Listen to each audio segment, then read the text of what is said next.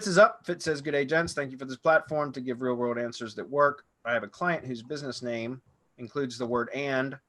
Some expressions of their name then use the ampersand. Is this a huge problem? Well, it's not as big of a problem as some of the other discrepancies I've seen, but it is still an issue. It can create NAP issues.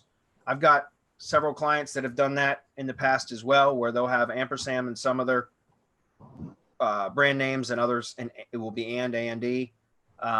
As all, you know, is it a huge problem? Is it causing a huge problem? That would be the question I have for you, Fitz. If it's not really creating much of an issue, I wouldn't worry about it.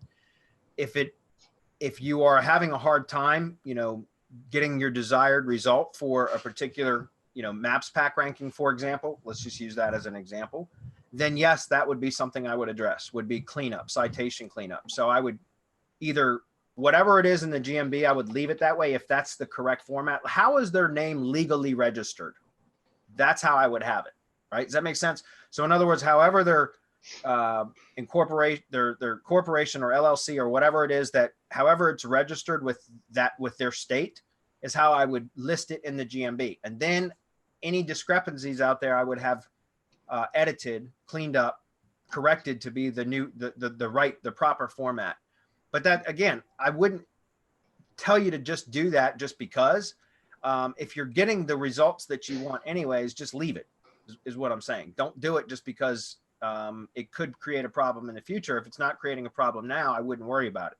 But if you need that, if it's one of, you know, if you're having trouble getting the desired result that you want, that is absolutely one thing that I would address, citation cleanup.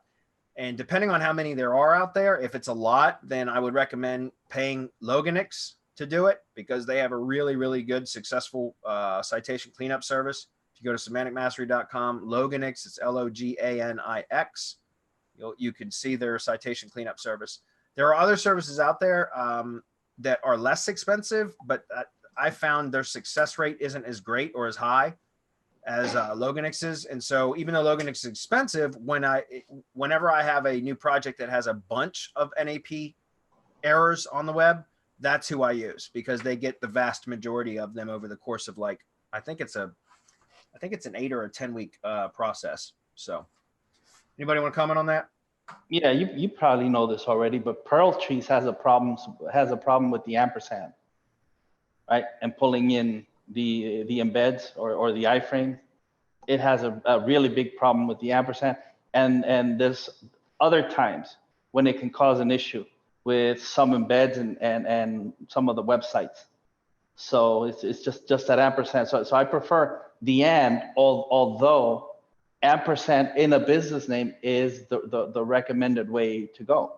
Yeah. So go figure, right? I don't know. It's code, and so we don't know how Perl Trees is doing it, how it's pulling it in, and why the ampersand creates a conflict, but it does.